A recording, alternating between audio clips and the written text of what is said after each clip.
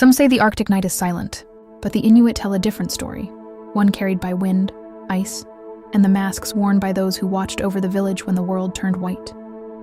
These carved faces, shaped from driftwood and bone, were not decorations.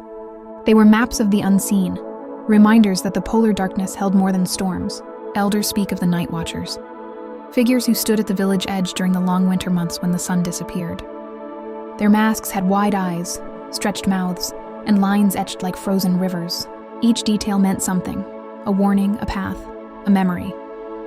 To outsiders, they seemed exaggerated. To the Watchers, they were tools for seeing what human eyes could not. Anthropologists confirm that Inuit mask traditions are among the oldest ritual arts in the circumpolar world.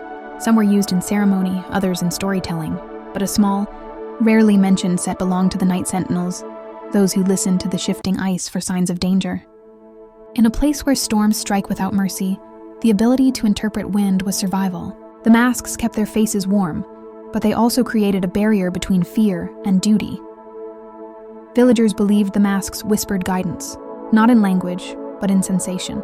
Pressure changes, subtle vibrations, the faint echo of cracking ice long before it became thunder.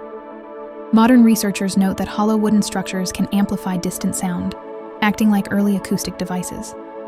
But the Inuit described them differently. They said the masks spoke. One story tells of a watcher who sensed a break forming beneath the snow-covered sea. His mask rattled softly, though no wind touched it. He ordered the hunters back. Moments later, the ice collapsed into black water. Science sees sensitivity to environmental cues. Legend sees a spirit's warning carried through carved wood. Across the Arctic, similar masks appear. Alaska, Nunavut, Greenland, sharing shapes but differing in meaning. Some show split faces, half human, half animal. Others stretch into impossible proportions. Scholars trace these designs to ancient shamanic journeys, where boundaries between worlds blurred. But the Watchers insisted their masks were not for trance. They were for vigilance. For listening.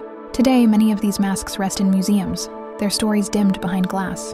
Yet in some northern communities, descendants still carve them, honoring the Watchers who stood alone beneath the aurora. They say a mask remembers what its maker knew.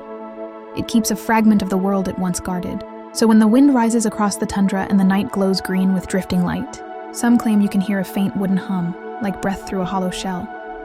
Perhaps it is only the ice shifting. Or perhaps the masks still whisper, reminding anyone who listens that the Arctic has never been silent. Hi, it's Chini. Thanks for watching. Don't forget to like, follow, or subscribe to get notified when a new story drops.